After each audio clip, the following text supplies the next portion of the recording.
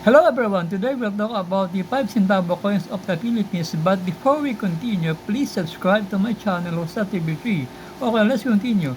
This is the obverse of this coin. You will see here a Filipino man seated beside an anvil holding a hammer with a smoking volcano in the background, and it takes 5 centavo on the upper side.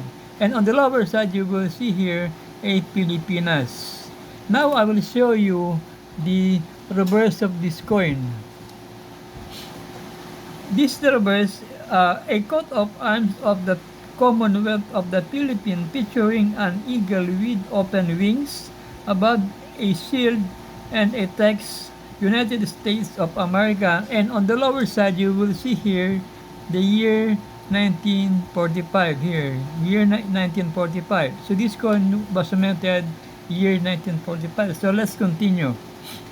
The 1945 U.S.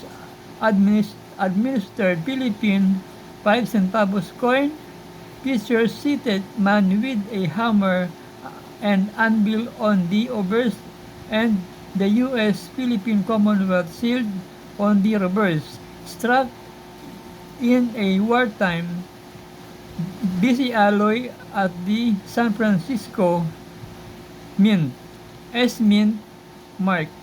It weighs 4.92 grams and contains 65 copper, 65% copper, 23% zinc, and a 12% nickel.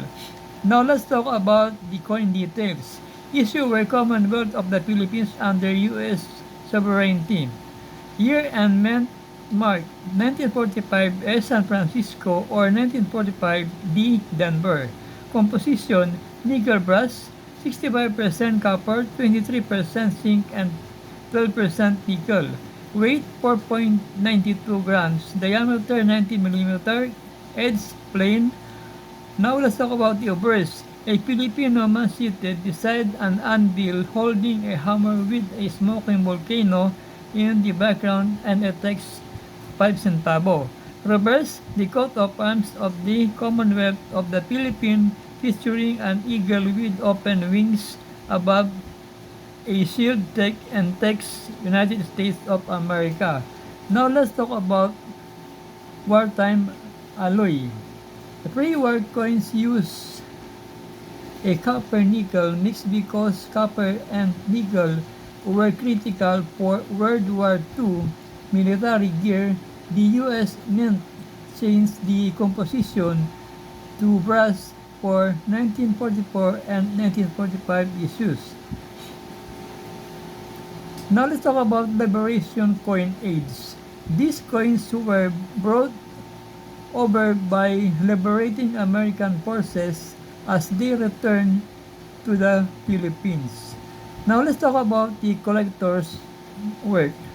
Common circulator versions are typically worth a few dollars, while pristine uncirculated pieces graded professional services like PCGS or NGC can command higher prices or value.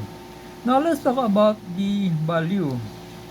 I will not mention any value or price because the collector will tell you the exact amount or value of this coin, because the value of your coins, it depends on the condition of your coins.